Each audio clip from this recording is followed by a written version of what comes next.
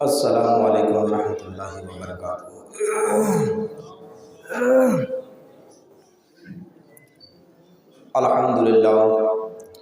الحمدللہ نحمدہ ونستعینہ ونستغفرہ ونؤمن بہ ونتوکل علیہ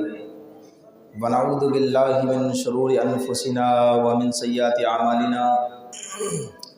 من یہدہ اللہ فلا مضل لہ ومن یضلل فلا ہادی لہ ونشهد أن لا إله إلا الله وحده لا شريك له ونشهد أن محمدا عبده ورسوله أعوذ بالله من الشيطان الرجيم بسم الله الرحمن الرحيم إنا عرضنا الأمانة على السماوات والأرض والجبال فأبينا أن يحملناها وأشفقنا منها وحملها الإنسان إنه كان ظلوما جهولا ليعذب الله المنافقين والمنافقات والمشركين والمشركات ويتوب الله على المؤمنين والمؤمنات إنه كان غفورا رحيما۔ صدق الله العظيم وصدق بلغناه رسوله النبي الأمين الكريم المبين ونحن على ذلك لمن الشاہدین والشاکرین والحمد للہ رب العالمین۔ آئیے عادت و اطوار کے مطابق قرآن مقدس کی توضیح اور تفسیر سے پہلے ہم اور آپ مل کر آقا نامدار مدینے کے تاجدار احمد مختار روح فدا صلی اللہ علیہ وسلم کی بارگاہ اقتدار میں ہم اور آپ مل کر درود پاک کی ڈالی نشاور کریں اور بابا سے بلند پڑھیں اللہم صلی علی سیدنا شفیعنا مولانا محمد بارک وسلم صلاۃ و سلام علیک یا رسول اللہ یا حبیب اللہ صلی اللہ علیہ وسلم۔ ایک بار حوصلے برکت کے لیے پڑھیے اللہم صلی علی سیدنا شفیعنا مولانا محمد بارک وسلم صلاۃ و سلام علیک یا رسول اللہ یا حبیب اللہ صلی اللہ علیہ وسلم۔ حضرات، میں نے ابھی قرآن مقدس کی 2 آیت پڑھی ہے جس میں اللہ رب العزت ارشاد فرماتا ہے انا عرضنا الامانۃ علی السماوات، کہ بے شک ہم نے امانت کو پیش کیا آسمان پر۔ مفسرین نے امانت سے مراد قرآن کریم کو لیا ہے جو ہمارے اور آپ کے آقا جناب محمد رسول اللہ صلی اللہ علیہ وسلم پر اترا ہے۔ اللہ رب العزت نے جب قرآن مقدس کو مکمل کر دیا تو اللہ نے اس قرآن مقدس کو لے کر علی السماواتی آسمان پر پیش کیا۔ کہ آسمانوں کہ میں نے یہ قرآن مقدس جو بہت عظیم کتاب ہے میں نے یہ اتارا ہے اور تمام دنیا جہان والوں میں سبھی سے بہتر میں نے تم کو مانا اور میں تمہارے اوپر اس کتاب کو دے رہا ہوں، تمہارے اوپر اتار رہا ہوں، تم اس قرآن کریم کو قبول کر لو۔ آسمان نے کیا بارے تعالیٰ، یہ بہت عظیم کتاب ہے، یہ بوجھ بہت بھاری ہے، قبول کرنے کو تو میں قبول کر لوں،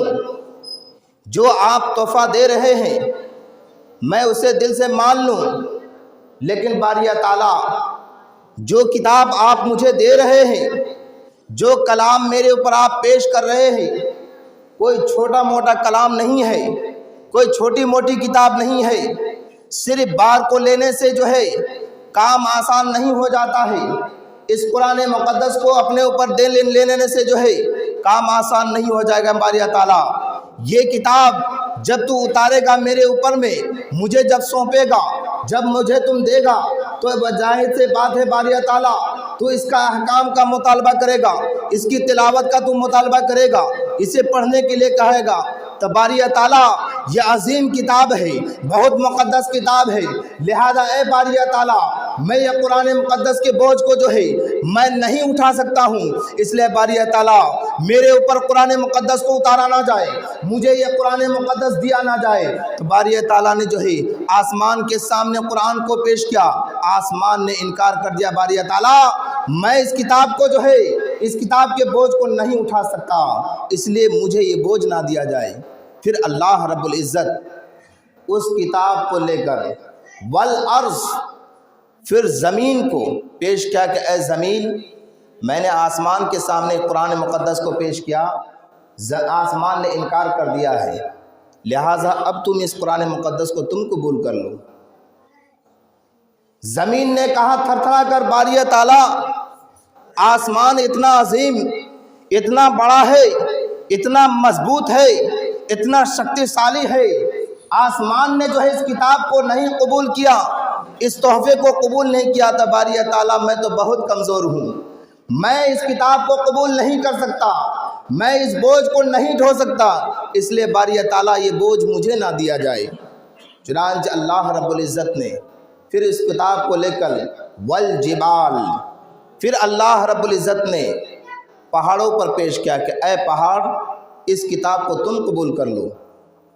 میں نے آسمان پر پیش کیا، آسمان نے قبول کرنے سے انکار کر دیا ہے۔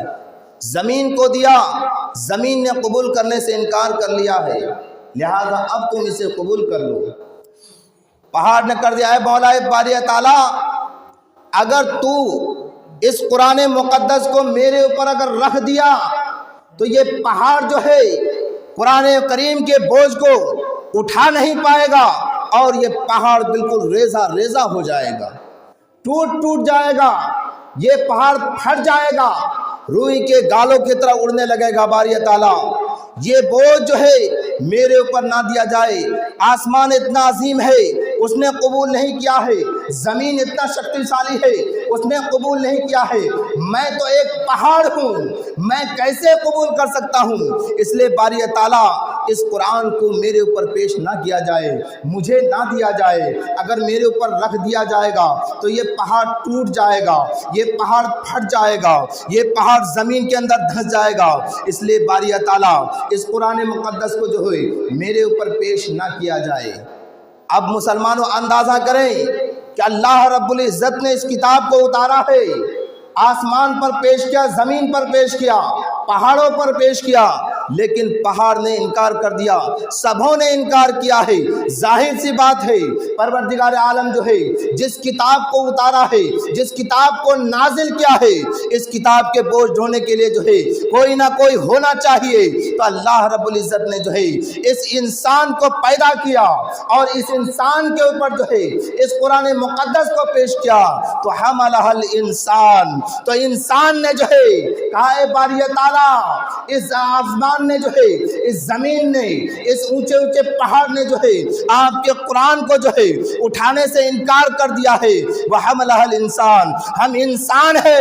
بے شک کمزور ہے، اس لیے ہم جو ہے اس قرآن مقدس کے جو ہے بوجھ کو اٹھانے کے لیے جو ہے بالکل تیار ہے۔ تو باری تعالیٰ نے جو ہے اس انسان کو جو ہے یہ قرآن مقدس کے بوجھ کو دے دیا، اس کے اوپر تھوپ دیا۔ اب یہ انسان جو ہے قرآن مقدس کے بوجھ کو اٹھا لیا ہے۔ اب انسان یہی سوچتا ہے اللہ نے کتاب دیا، میں نے اس کتاب کو قبول کر لیا ہے، اللہ نے کتاب کو نازل کیا ہے، میں نے اس کتاب کو لے لیا ہے۔ اے مسلمانوں، آسمان نے کیوں انکار کیا تھا آپ کو معلوم نہیں ہے؟ آسمان نے انکار اس لیے کیا کہ قرآن مقدس لیا جائے، اس کو پڑھنا بھی پڑے گا، اللہ کے جو کلام کو لیا جائے گا اس کو تلاوت بھی کرنا پڑے گا، لیکن آسمان کے اوپر جو ہے اتنی شکتیشالی نہیں ہے، اتنی طاقت و قوت نہیں ہے کہ قرآن کے بوجھ کو اٹھا سکے۔ زمین نے انکار کیا، کیوں انکار کیا؟ اس لیے کہ قرآن کریم کو جو ہے صرف لے لینے سے جو ہے کام نہیں بن جایا کرتا ہے، بلکہ اس کی تلاوت کرنا پڑے گا۔